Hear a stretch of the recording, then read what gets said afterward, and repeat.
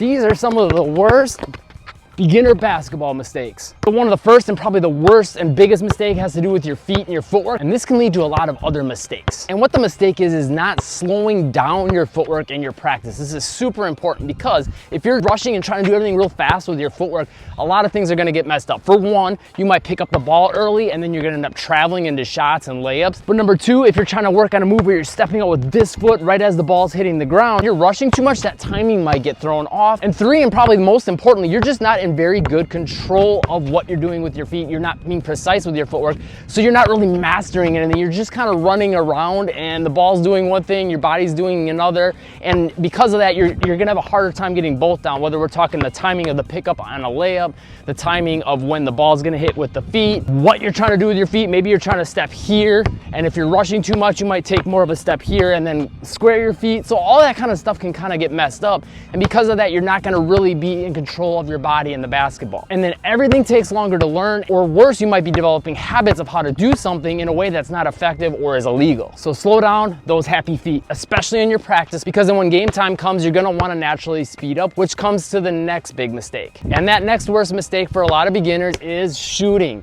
They're gonna mess up their shot entirely because of the way they practice it when they're starting. So a few mistakes happen with this, and there's one simple solution for it. But one mistake would be trying to come out to the three-point line right away, and then now you gotta try to launch the ball to get it to the hoop, and your form gets all messed up. You gotta start developing these weird habits. One, you might shoot it like this, right? Whatever the case may be, it's not gonna look like a very good shot. It's not gonna be consistent and repeatable. But another thing that'll happen with a lot of players is they'll rush into their shot, and again, because of that, their footwork gets all weird, and now they're shooting with their feet in a really weird position that's not consistent and repeatable. Or maybe they're gonna even travel into the shot. So on top of slowing down, one thing you need to do as a beginner is get close to the hoop to start working on your shot first. And when you're a beginner, you're gonna wanna take hundreds, if not thousands of shots right next to the hoop, trying to get nothing but net.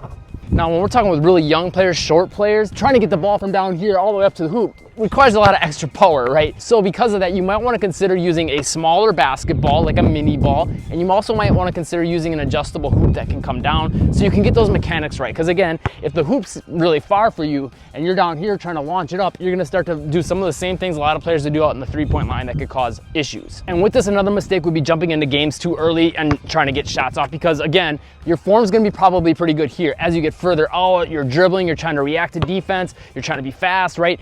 All those things are gonna start to make it so you're trying to get the shot off quicker, and now maybe your elbow gets flared out or whatever the case may be. At the end of the video, I'll link you to some of the most common beginner shooting mistakes. That video will really go into detail on a lot of things, but at the end of the day, you wanna make sure you're getting in hundreds, if not thousands of repetitions of just being close to the hoop or just working on your form and just making sure that's intact without even a hoop. And when you do start getting into the games, I would say before you play that game, do some shots right next to the hoop so you can get that form right so it becomes a habit for the rest of the game. Another common beginner mistake is a lot of players, they're gonna get tunnel vision. They're just going to be looking to try to beat all the defense by themselves and get a shot, whether that shot's out here, whether they're trying to get all the way into the paint for the shot, whatever the case may be. And sometimes you need to just, take the shot yourself. It's the best option maybe.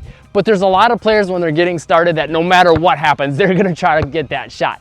You got to get out of that tunnel vision and try to see the floor a little more. Use your peripheral vision. So I'm looking right at you. I can see my hand here. I can see my hand here. And I can use that now to see open teammates and get them the basketball. But the more you can get your teammates the basketball, then less defense is going to be waiting for you. Because if every time you're trying to shoot, guess what all the defense is going to do? They're going to come try to collapse in on you and guard you. Now you got to beat 5 players. Give the ball up once in a while, then the defense might collapse on them. And now you're wide open. And since you're passing, better chance they're going to pass the basketball back to you, and now you're wide open and you can get an easier shot or even a clean drive to the basket. Which brings us to the next big beginner mistake, which is when you don't have the basketball. And when you don't have the basketball, you want to think about moving around the court to get yourself open. A lot of players are going to have a tendency, since they want to get the basketball, they're going to run right to the person with the basketball, and now everyone's crowding around the person with the basketball. You're bringing all the defense there, and then on top of making it harder for them to get a shot, you're also making it harder for you to get the basketball, because now they have all these other defenders around them, other teammates, and it just makes everything like really hard for them to understand, like, okay, where's a good path? It's hard to see anything, and it just makes everything a little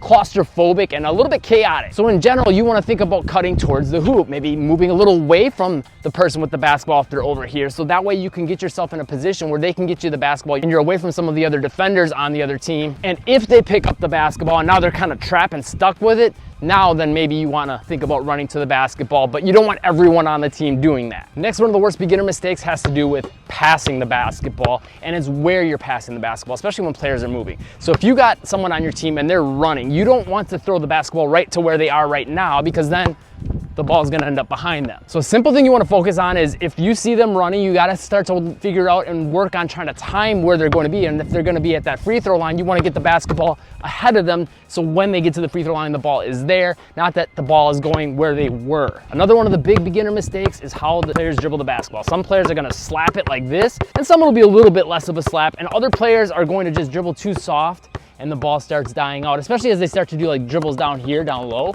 A lot of players are just gonna start dribbling too soft, and then they lose air time on the basketball and can't do anything with it. So you wanna think about getting good push into the basketball, getting good force onto the dribbles, so the hand is on the basketball for the majority of the dribble motion, pushing it down, and that way you can keep some power on it. Even down low here, keeping that power on it is essential to keep that dribble alive. So snap that wrist. One thing that'll really help you with your ball control is the ball on a string program, which is pinned to the comments. And here's a video on some of the worst layup mistakes. And here's another YouTube video with some of the worst beginner dribbling mistakes. Here's a video with some of the worst beginner shooting mistakes. I'll see you in the next video.